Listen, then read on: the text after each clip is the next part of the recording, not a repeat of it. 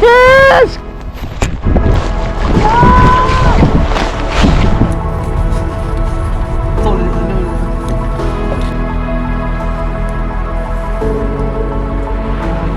Hvor stor den der hund der.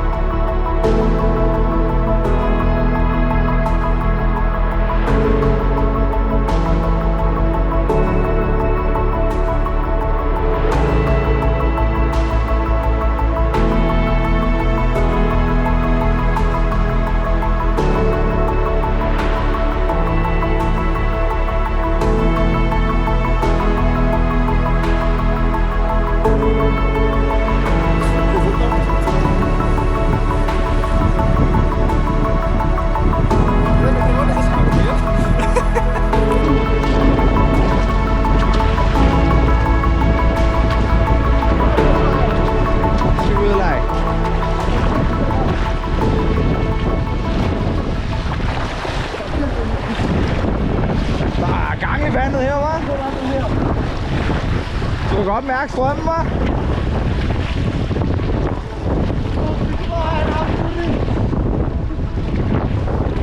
Ja.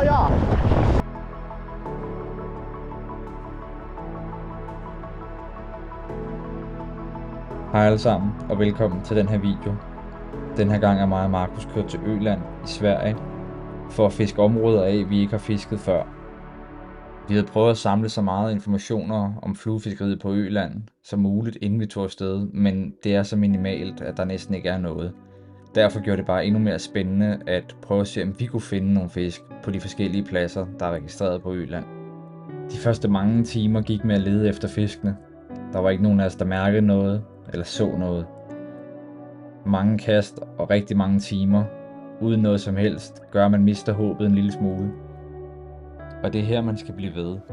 Også selvom man altid har en forventning om, at når det ser godt ud, så leverer det fisk med det samme. Det er bare ikke altid tilfældet. Derfor var vi nødt til at skifte en del pladser, og da vi havde fundet et rigtig fint område på Google Maps, valgte vi at tage gåturen derud på et par kilometer. Området her så rigtig lovende ud, med de her fine pynter, der gik ud med store sten, og bølgerne, der skød ind over. Og der skulle heller ikke gå lang tid, før det viste sig, at den beslutning, vi havde taget her, var det, der gjorde udfaldet for, at den her tur blev en succes. Prøv at følge med.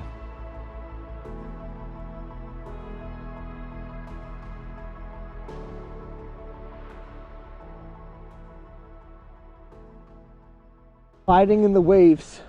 Fly fishing DK. Oh baby, baby. Hit me one more time. Ja.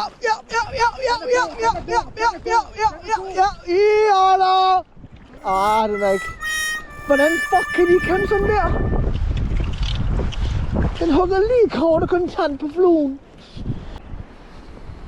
Hvad fanden laver den? Det var ikke kast. En fisk, du gå væk. Gå væk fra mig. Hvad siger den? Altså, en... Det lykkedes at finde en fisk. Dog var det ikke en så stor havørred, men det var en havørred. Det gjorde, at energien kom op igen, og motivationen for at finde flere af dem, den var der. Så en lille halv time senere havde jeg bevæget mig nogle 100 meter længere ned ad strækket. Der går ikke så lang tid, før jeg føler, at jeg har den første kontakt. Men jeg var usikker på, om det var en kontakt, eller jeg bare havde ramt noget, der flød rundt i overfladen. Men usikkerheden gjorde, at jeg var nødt til at prøve at lægge et kast det samme sted igen. Og det viste sig at være den helt rigtige beslutning, jeg tog der.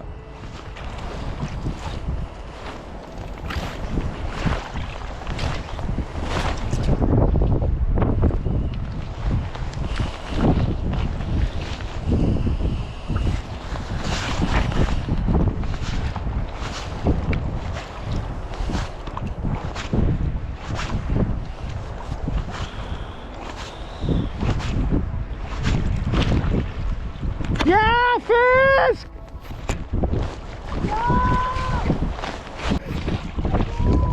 Jeg ved det ikke!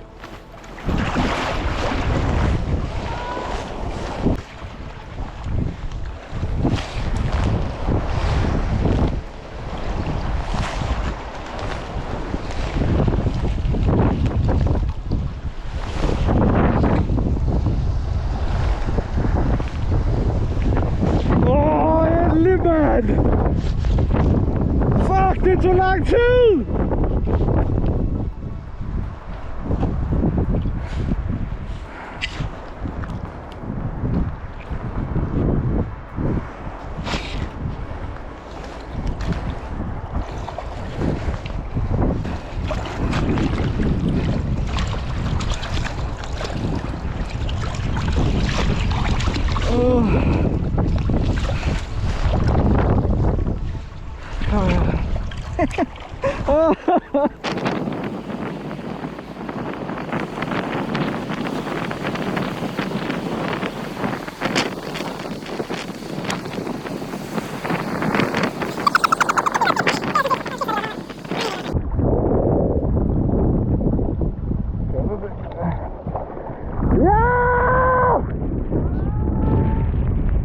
Kæft, mand!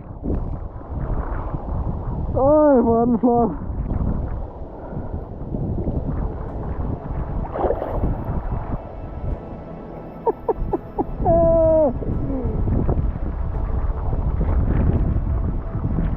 Det lykkedes efter utallige timer at finde fiskene.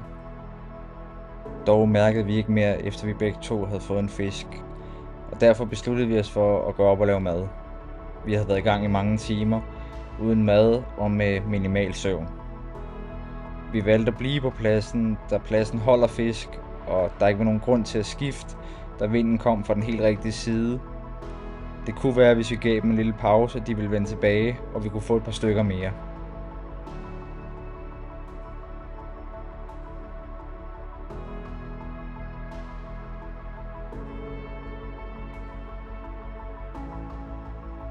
Efter en velfortjent pause og noget mad, efter mange timers fiskeri, gav vi det skud igen på det her fantastiske rev. Og det skulle vise sig, at vores beslutning om at blive her var en rigtig god idé. For der gik ikke lang tid, før Markus havde sin næste fisk. Den er lidt bedre. 35.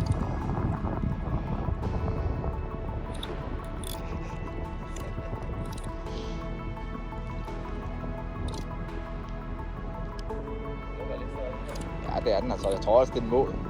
Er det? 40? Jeg tror også lige, den går på 40, tror du ikke? Er det? Nej. Det er en måler. Ja, det er det. Den er 45 eller sådan noget.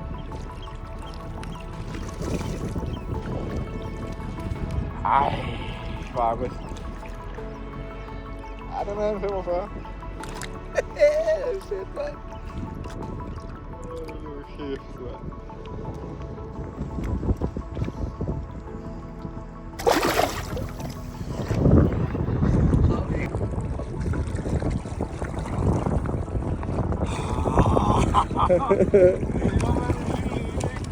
Men det betyder bare alting.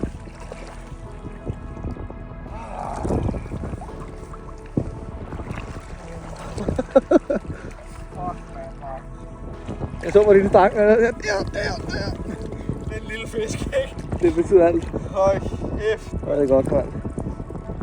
Så nogen du vandt i går. Ja, det var det, jeg vandt i går.